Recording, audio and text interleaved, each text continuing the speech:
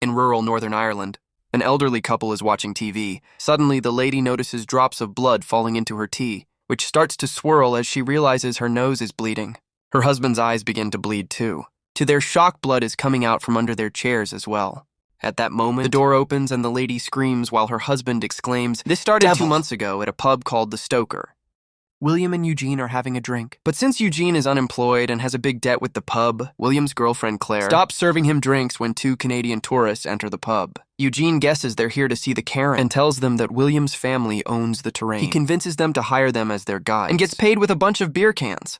On the way to the fields, Eugene shares the local legend. This land used to belong to an evil man called Abhartash, which means undead in Gaelic. He drank people's blood, so the locals tried to kill him many times. But he just kept coming back. Eventually, a chieftain managed to stab Abhartach through the heart and buried him in the field under a pile of rocks known as a cairn. When Irish writer Bram Stoker visited the town, Abhartach became his inspiration for Dracula, transforming this little town into a minor tourist attraction. In the middle of the field, the group finds the cairn, which hasn't been moved since it was built. Legend says that if you get too close, you spontaneously start to bleed.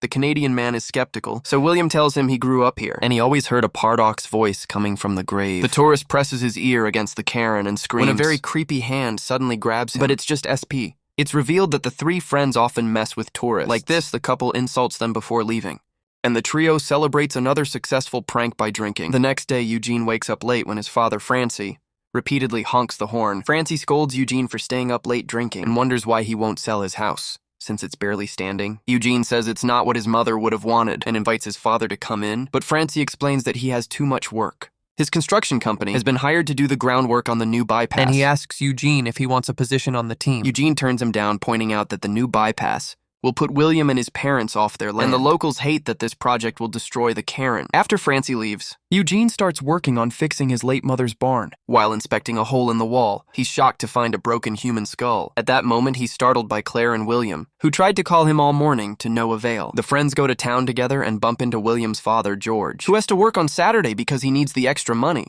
The new bypass has ruined the family land, and they have to leave in 2 months. Since George is a mortician, Eugene shows him the skull he's found, but George says it's not worth anything. There are probably lots of dead things buried in that old farm. Then Eugene showers in his father's house because his place doesn't have hot water. Suddenly, he's startled by the skull staring at him, but it's just his dad pranking him. Francie scolds him because Eugene refuses to work or sell the house and lives by borrowing things from others. Eugene changes the subject by asking if his mother's farm was built on a historical site, and even considers calling an archaeologist, thinking they may pay him to dig. An angry Francie scolds him again because digging will destroy the place, and Eugene can't keep on living with hopes of a plan that will give him easy money. Later in the pub, William tells Eugene that he's moving to Australia. However, when Claire asks them what they're talking about, they don't tell her the truth. At the end of the night, William is too drunk, so Eugene drives him home. While walking down the field, Eugene insults William for abandoning his friends in hometown and calls him a coward for not telling Claire yet. When Eugene says he'll tell Claire the truth if his friend doesn't, William gets angry and punches him. A fight ensues, and it's revealed that this always happens when William gets drunk. After some struggle, Eugene kicks William, causing him to land on the cairn and slash his hand on a sharp rock. At that moment, the boys hear George yelling that they need to get out of the field. They stare around in confusion when suddenly, a bull runs toward them and gorges William against the cairn, repeatedly hitting him with his horns. When George is finally close enough, he shoots the bull and the beast runs away, but William is already dead. While George clings to his son, Eugene notices the blood seeping into the soil. After the funeral, Eugene and SP go to the pub for a drink. However, the locals blame William's death on the group's pranks and are angry at Eugene's family for destroying the field. So the duo is kicked out. They end up drinking from cans inside a van. Eugene wonders if he should move somewhere to have a fresh start, but SP points out he has no money to do so. This depressing situation makes Eugene finally give in and take his father's job offer. So Claire and SP join too. When George sees Eugene, he feels betrayed and asks him if he saw something the night of William's death. Eugene swears he saw nothing, but George still warns him that destroying the cairn will have bad consequences. Once George is gone, Eugene tells company employee Gabriel to bring down the cairn. However, Gabriel doesn't want to be the one to wake up evil, so Eugene decides to do it himself. With just one hit from the excavator, the entire cairn goes down. That night, Eugene tells Claire that he's considering moving to Australia, but he hasn't told his father yet. Claire mocks his lack of subtlety and reveals she had known about William's plan all along. When she sees a picture of Eugene's mother, they discuss her death because the family never figured out if it was an accident or if she self-deleted on purpose. Claire shares that when she was 7, she saw her father die because he tried to use a chainsaw without knowing how. At the construction site, Charlie is supposed to be guarding the place, but he keeps drinking suddenly. He hears a noise and goes outside to investigate. But there's nobody around, he yells in frustration and doesn't see someone sneaking behind him.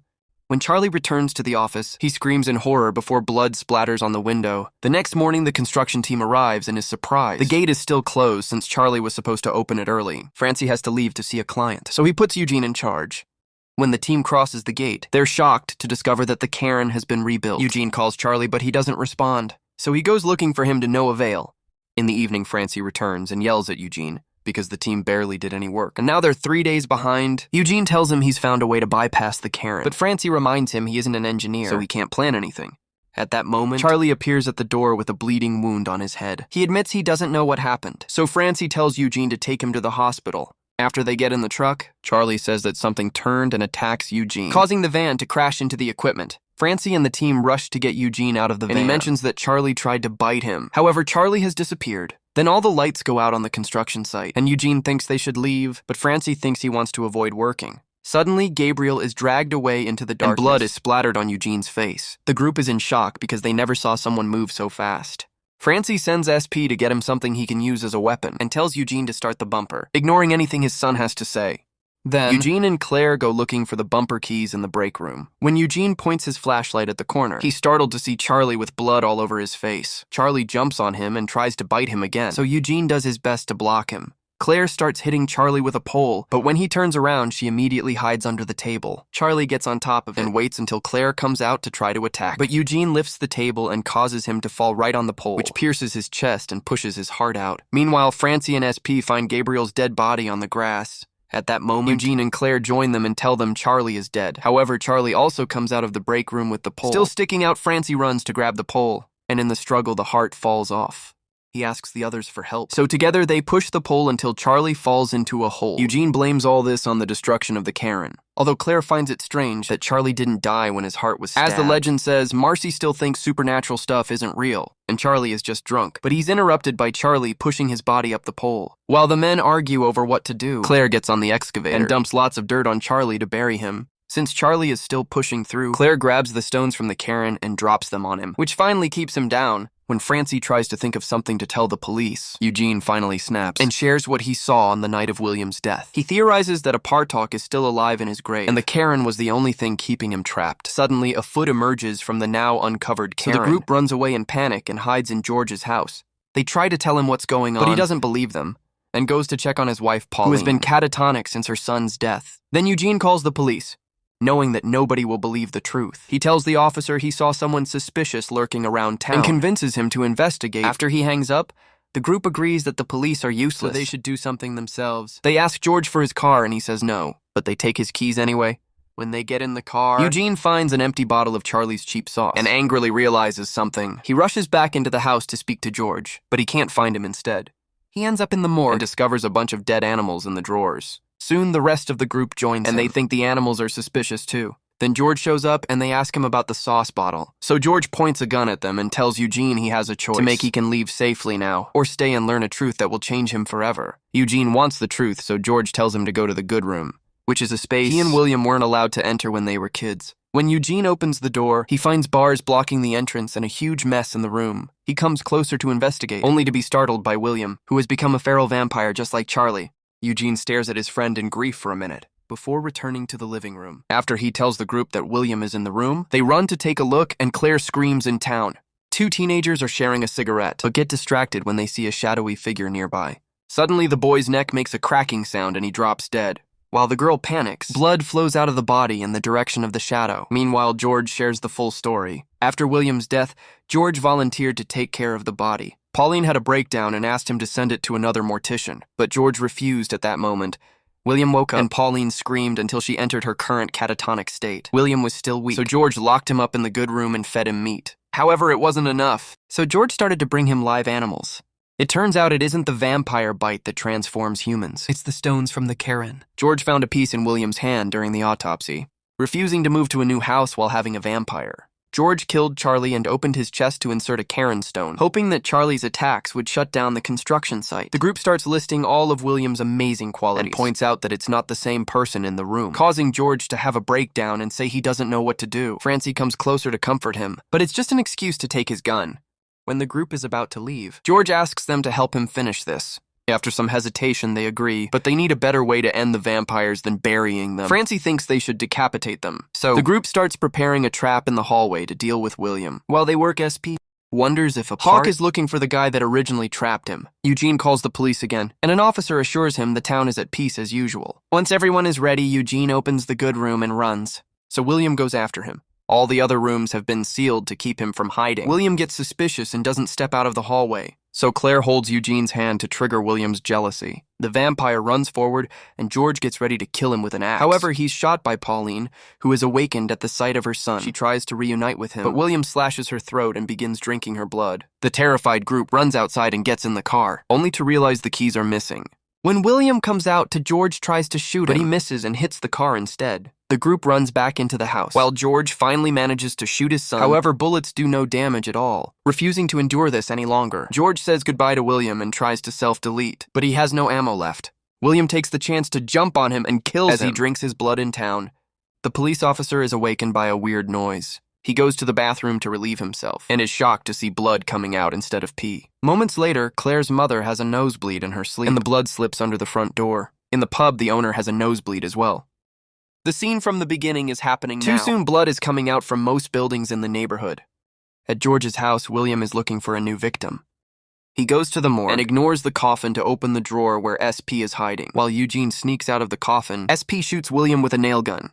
Then Eugene hits William with the axe and SP with a dead sheep, so together they push him into the coffin. Claire and Francie come to help them keep the lid down, but in the struggle, William slashes SP's stomach and Eugene's arm. Claire retrieves the nail gun and uses it to properly nail the lid down, keeping William trapped afterward. Eugene follows a blood trail to find SP drinking on the couch. His friends rush to cover the wound, but he tells them he's accepted his end and finishes his beer before dying.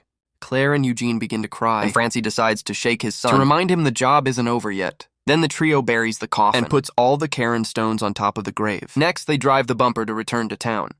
Outside the pub, they see an unconscious man on the ground, with all his blood coming out of his nose. Claire rushes to check on her mother and stepfather, and finds them both bleeding in bed. The trio wonders how they could find a part talk, and Eugene theorizes that the remains of his victims must be somewhere, which makes him think about the skull he found the other day. This means his mother's farm used to be his lair. While Claire stays with her family, Eugene and Francie rush to the farm and find the house's front door open. They go inside and Francie tries to turn on the lights, but Eugene still hasn't fixed them. In the barn, Partok is drinking all the blood that comes to him through a tunnel, but stops when he senses a presence upstairs. Francie and Eugene look at some old pictures. They realize that the maiden name of Eugene's mother is the same as the guy who captured Partok. The first time making Eugene his descendant, Francie takes a step and Eugene thinks his father wants a hug. However, Francie actually wants to look at his wound. Eugene's arm is heavily bleeding, and Francis's ear now starts bleeding too, which means that the creature is close. After Francis simply puts a tissue in his ear, they hear a noise, so they hide behind the door. While waiting, Francis pretends he saw something, and Eugene turns around, only for his father to knock him out with a punch. Then Francis hides his son under some bags to keep him safe. When Partok reaches the top of the stairs, Francis surprises him from behind and quickly decapitates him with the axe. Francie then goes to wake Eugene up and tries to convince him he just fainted, not noticing the loose head magically moving on the floor to reach the body and reattach itself. Suddenly, Partok grabs Francie by his jacket and throws him against the railing before hitting his leg with the axe. Eugene pushes a tool cart into Partok to trap him against the wall. Then he helps his dad stand up and takes him into the next room, while Partok starts pounding on the door. The duo decides to escape by sliding down the rubble chute outside the window after a rough landing.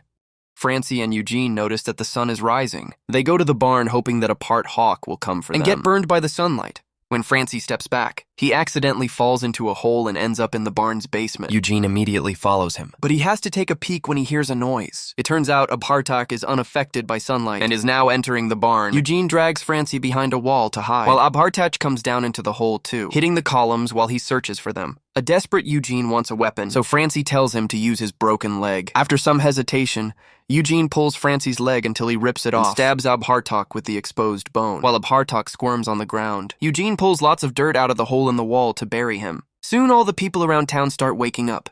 Eugene finishes piling stones on the grave to create a new Karen. Then he rushes to check on his father. Francis finally tells him, "Good job," before he passes out. 3 months later, Eugene and Claire have their final drink together at the pub, before Claire leaves for Australia for a year afterward. Eugene goes home, which his father is helping renovate, even though now he has to walk on a peg leg with the help of a cane. In the barn, Eugene adds bricks and slates to the cairn to make it stronger. Make sure to subscribe and turn on notifications so you can watch more videos like this. Thanks for watching.